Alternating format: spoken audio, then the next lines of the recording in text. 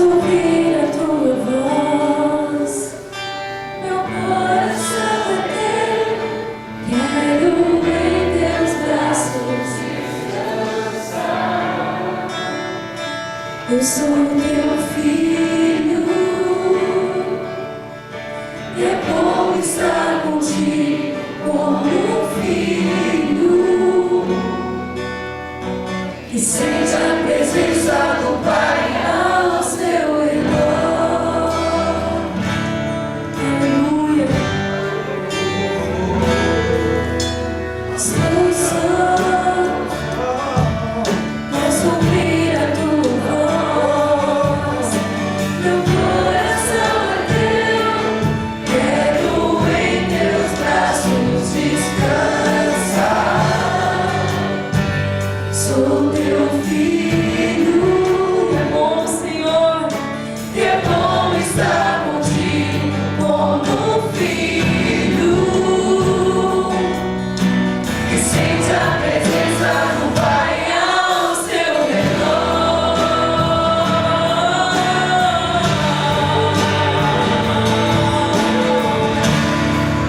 Vou olhar em teus olhos, vou jogar em teus braços,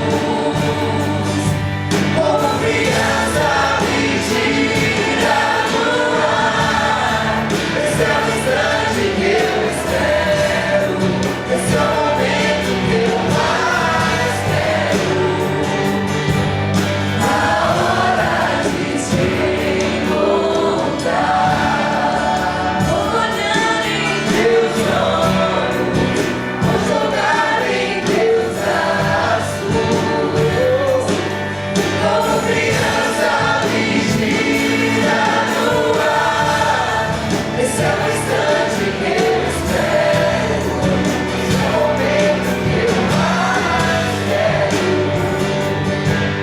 a hora de te encontrar. Eu te amo, eu te amo, eu te amo, Deus.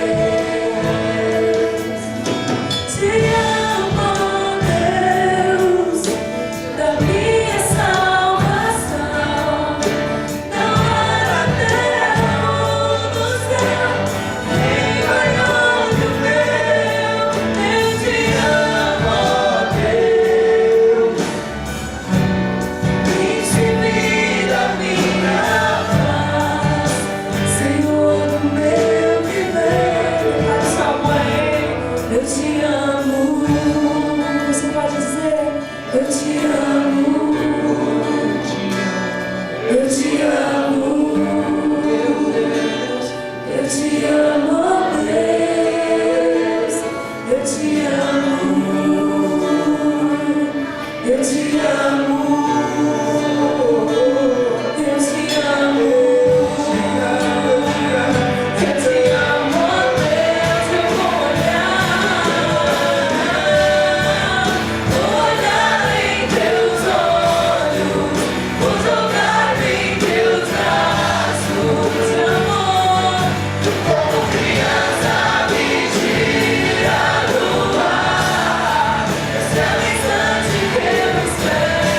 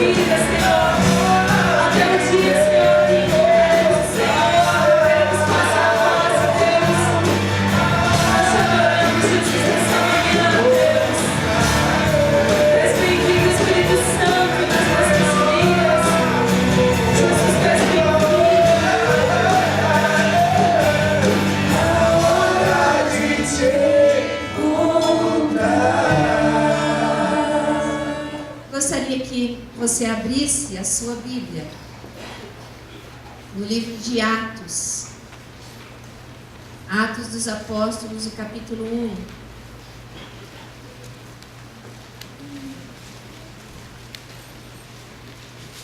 Atos dos Apóstolos, capítulo 1. Nós vamos ler os primeiros 11 versículos deste livro. Então, capítulo 1, do verso 1 ao 11. Então, lá está escrito assim: escrevi o primeiro livro, ó Teófilo, relatando todas as coisas que Jesus começou a fazer e a ensinar, até o dia em que, depois de haver dado mandamentos por intermédio do Espírito Santo aos apóstolos que escolhera, foi elevado às alturas. A estes também, depois de ter padecido, se apresentou vivo, com muitas provas incontestáveis, aparecendo-lhes durante 40 dias e falando das coisas concernentes ao reino de Deus.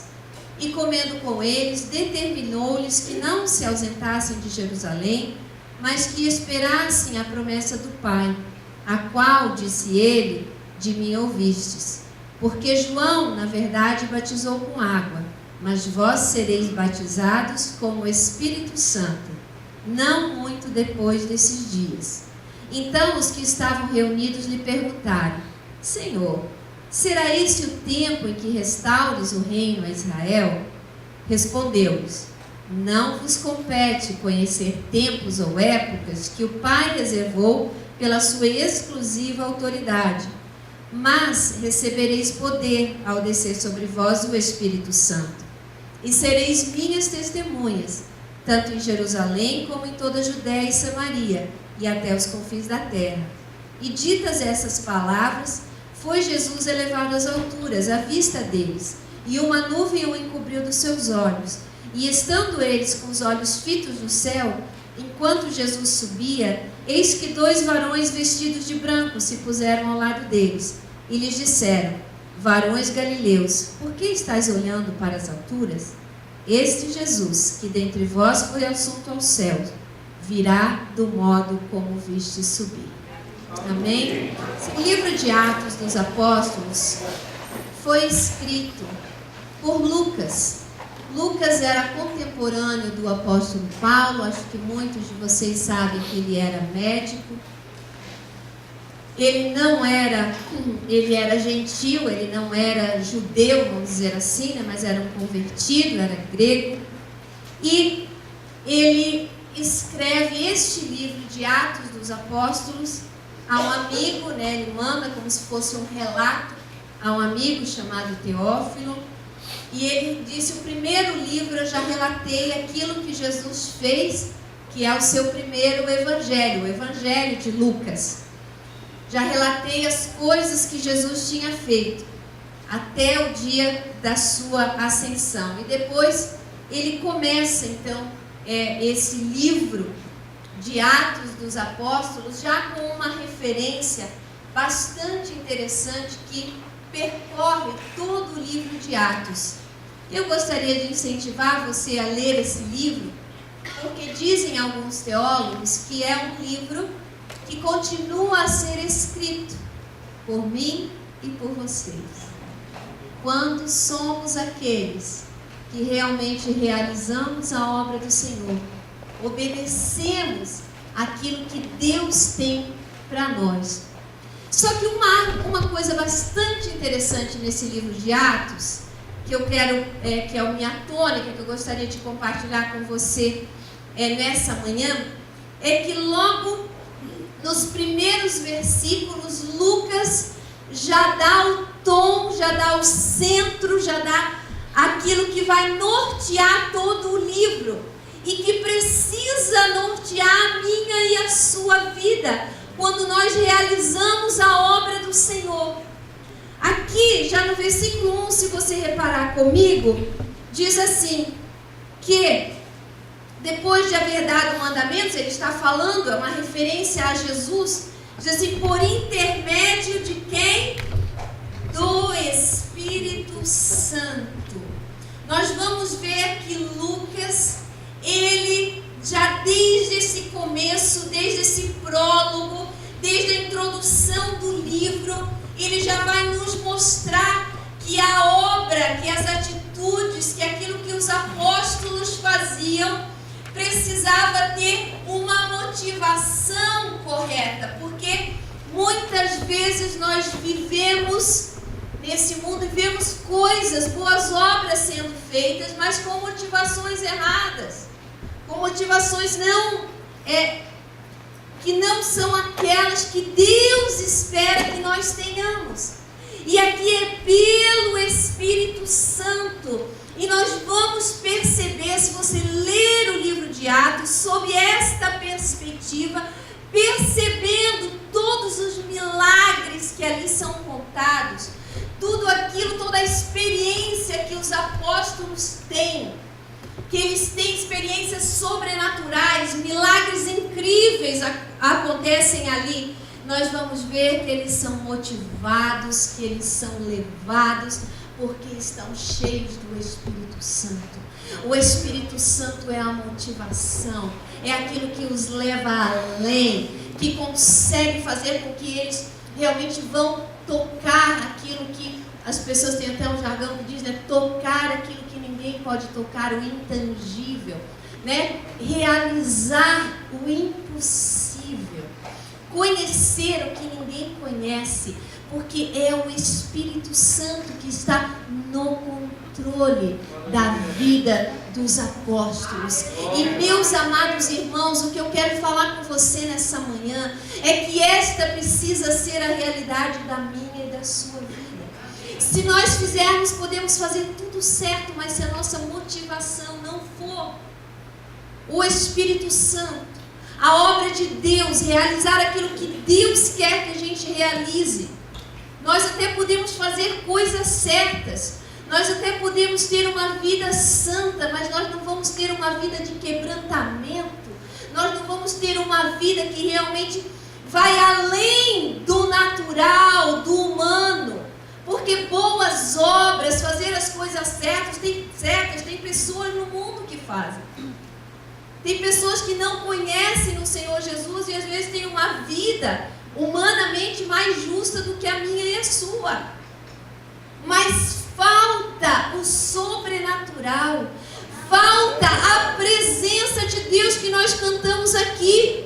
E nós cantamos que se a presença dele é tudo que eu quero, é tudo que eu preciso, nós precisamos ser movidos por essa presença e nós precisamos viver nessa presença. E daí nós vamos ser santos porque ele é santo. E não porque eu sou santo, eu preciso parecer que eu sou santo e as pessoas precisam saber que eu sou santo. Meus amados, nós vemos que essa tônica do Espírito Santo está presente aqui. Eu quero que você acompanhe comigo os outros versículos que se seguem, que Lucas fala. Então ele acaba falando de Jesus, falando dos 40 dias que Jesus, depois de ressurreto, esteve com os seus apóstolos, comendo com eles, dando as instruções que eles precisavam saber. E daí ele busca no versículo 5, um versículo que está em todos os evangelhos, nos contam isso, dessa questão, e ele traz para esse momento, porque é claro que ele sabe, ele está escrevendo e ele sabe que ele vai escrever algo que aconteceu com os apóstolos, que foi o primeiro derramamento do Espírito Santo, o batismo com o Espírito Santo, que nós vamos ver no capítulo 2, né? Vocês vão ver, que eu não vou chegar lá.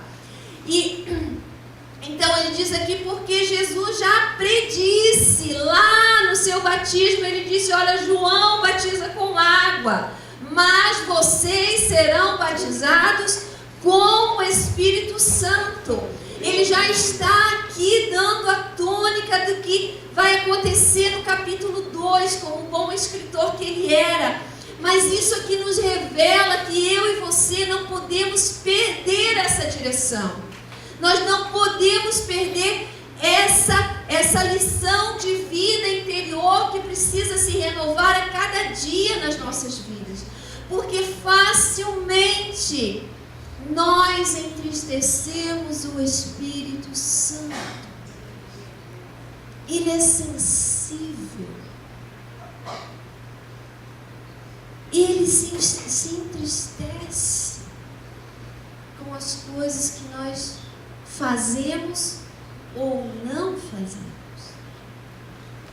E aqui nós vemos que ele então fala dessa tônica do que Jesus tinha falado. Ele destaca essa questão do batismo com o Espírito Santo. E aí ele começa a contar a ascensão de Jesus, o momento da ascensão, o momento em que o Senhor Jesus é elevado aos céus. E aí os discípulos, eles estão interessados numa outra coisa. A pergunta dos discípulos é: Senhor, é esse o tempo que tu vais restaurar Israel? A ansiedade dos discípulos era assim, por uma coisa escatológica, por o que ia acontecer. E eu percebo que nós hoje somos a mesma coisa. Se a gente chamar alguém aqui que vai falar do fim dos tempos, da escatologia, né, das coisas que estão acontecendo, quem é o anticristo, os chips que vão ser colocados aí, já estão sendo colocados lá nos Estados Unidos. Eu, como sou crente velha, né, já passei crente a passagem pelo ano 2000 e havia livros evangélicos, eu cheguei a ler esses livros que faziam as contas e era ali na passagem do século do ano 2000, Jesus estava voltando e ele está voltando, eu reafirmo isso, né? Mas é um assunto assim que se cria, tinha aquela coisa do bug do milênio, ninguém sabia o que ia acontecer com os computadores, tinha tanta coisa, no final não aconteceu nada, estamos aí, 2013, né? E precisamos viver a esperança da vinda de Jesus, é verdade, precisamos, mas o Senhor Jesus, ele dá uma resposta aos seus discípulos, e essa resposta eu gostaria que você observasse que ela tem 2 pontos, ela ocupa 2 versículos. A primeira parte ele diz: olha, não vos compete conhecer tempos ou épocas que o Pai reservou para si mesmo. Gostaria de ficar nesse ponto aqui um pouquinho e depois vou para o segundo. Mas nesse primeiro eu gostaria que você entendesse que ele está dizendo que não vos compete conhecer tempos ou épocas que o Pai reservou para sua exclusiva autoridade. Mas há tempos e épocas que eu e você precisamos conhecer, meu amado. Então você fique alerta, fique esperto, porque o Senhor Jesus, ele mandou a gente vigiar. Então tem tempos e épocas na nossa vida que nós precisamos compreender, que nós precisamos saber. Se você ler o Velho Testamento, você vai ver que a tribo de Issacar era uma tribo que conhecia os tempos e épocas, eles entendiam o que Deus estava para fazer e qual a posição que eles teriam que tomar naquele tempo. Então há tempos e épocas que nós precisamos conhecer, principalmente com relação à nossa vida. A Bíblia também nos ensina em Eclesiastes que há um tempo e um propósito para todas as coisas debaixo do céu. Então nós precisamos entender esses tempos, que é tempo muitas vezes de se alegrar, outras vezes é tempo de chorar, é tempo muitas vezes de abraçar e tem tempo de se afastar de abraçar, às vezes é tempo de ajuntar e às vezes é tempo de espalhar. Então esses tempos e épocas nós precisamos conhecer, mas o tempo, o dia da vinda de nosso Senhor Jesus Cristo, a volta dele, que ele reafirma no versículo 11, que nós estamos, desse texto que nós estamos lendo. Então ele diz: essa época Deus resolveu para a sua exclusiva autoridade. Então não é para a gente ficar se perdendo nessas coisas. A gente até pode pensar, analisar, estudar, não tem problema, mas não é esse o foco que precisa ser da gente. Mas, e aí a segunda coisa, que o Senhor Jesus, então, ele tira o foco que os discípulos estavam querendo, numa ansiedade, que tudo que Jesus tinha falado se cumprisse. E eu entendo os discípulos, e nós também temos esse desejo, né? Quando a gente recebe uma profecia, a gente quer que se cumpra ontem. A gente não quer esperar, às vezes, 10, 15, 18 anos, como já aconteceu na minha vida, para esperar, né? A gente quer que aconteça amanhã, mas aí é que eu digo que a gente precisa conhecer os tempos e as épocas da vida da gente, que a gente precisa se situar bem. E eles então também estavam envolvidos com isso, eles queriam saber, mas é agora, Jesus. E Jesus diz, não, isso aí é com Deus, mas tem alguma coisa que é por agora. Tem uma coisa importante que eu quero falar para vocês, que é agora. Mas recebereis poder ao descer sobre vós o Espírito Santo. E sereis minhas testemunhas. Jerusalém, Judéia, Samaria, até os confins da terra. E aí nós podíamos falar de missões, mas não essa é a minha tônica. Eu gostaria que você lembrasse dessa segunda parte da resposta de Jesus, que é algo importante que Jesus destaca aqui antes de subir aos céus. As últimas coisas que Jesus falou foi isso. E o que será que você acha? Será que é importante a gente prestar atenção nas últimas palavras do homem quando esteve aqui? É que nós, eu e você, devemos ser cheios do Espírito Santo. Nós devemos buscar esse batismo com o Espírito Santo que Jesus prometeu. Quantos que muitas vezes estão na igreja e se reservam, e se trancam, e se travam até para ser batizado nas águas. Ah, não vou por causa disso, não, agora por causa daquilo. Olha, domingo do retiro vai ter batismo. Aproveite a oportunidade. Não deixe passar. As coisas não são assim. A Bíblia diz, o Senhor Jesus diz, quem crer e for batizado será salvo. Quem não teve muitas vezes a oportunidade de ser batizado, queria, estava decidido, não teve ali, a gente não está aqui para julgar ninguém, mas se você tem a oportunidade e não o faz, pense bem. Pense bem, porque é um ato de obediência. E aí eu fico pensando, e o Espírito Santo? Eu estava conversando com uma irmã essa semana, e nós duas pensamos, quantos, e às vezes eu olho para a igreja e eu fico pensando, quantos será que entenderam o Evangelho de Jesus Cristo? Entenderam o que é a cruz de Cristo? O que é o sangue de Jesus? Quantos será que verdadeiramente entenderam o valor de ser perdoado dos seus pecados? Quantos será que entenderam que nós estávamos perdidos? Completamente perdidos, destinados ao inferno, e que essa cruz, este sangue, nos trouxe perdão de graça. Porque se eu não entendo quanto que eu fui perdoado, eu não vou perdoar. Vou perdoar. Que dificuldade de perdoar o irmão, eu também fui perdoado primeiro. Por que não perdoar?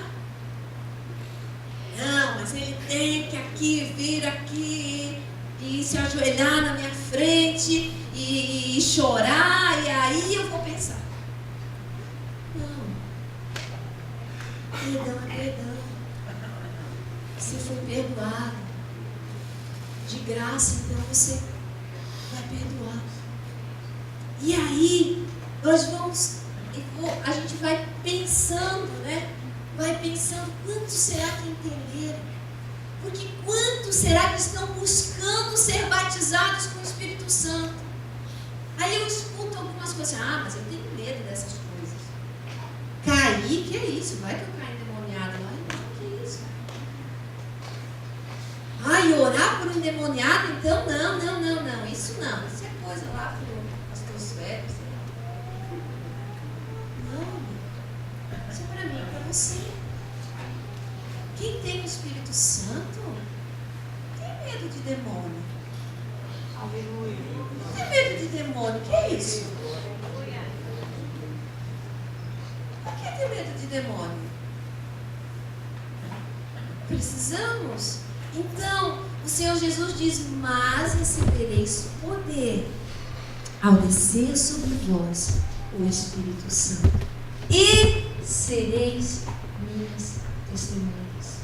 Glória a Deus por isso, porque quando nós recebemos o poder do Espírito Santo, tem algumas pessoas que ficam só escutando para ver se vão ouvir línguas estranhas.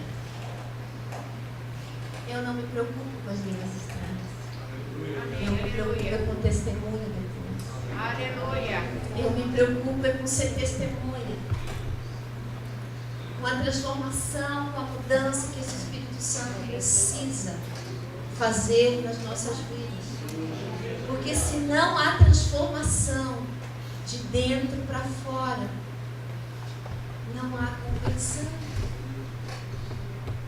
Não há conversão. Nós precisamos nos converter. A Bíblia não quer nos convencer que ela está certa, que aqui é um lugar legal, tem vozes boas aqui, cantam bem, tocam bem. Não é para isso que nós estamos aqui. Nós estamos aqui para sermos transformados de glória em glória, até chegar esse dia perfeito. Nós temos esse objetivo, essa caminhada, e a nossa motivação precisa ser estar cheio do Espírito Santo, porque o Espírito Santo ele vai me convencer do meu pecado. No momento que eu sou convencido de que isso é pecado, eu não faço mais. Ah não, vou lá dar uma picadinha depois. Aí gostou desse pecado. Cadê o Espírito Santo? Aí eu falei, entristece. Entristece, entristece. A Bíblia diz que apaga. Se não apagueis o Espírito Santo. E a presença de Deus aqui, ela é preciosa, valiosa. Você já andou com seu pagamento na bolsa? Pagamento é todo na bolsa, recebi. A gente anda assim, né? Cuidando, ninguém sabe.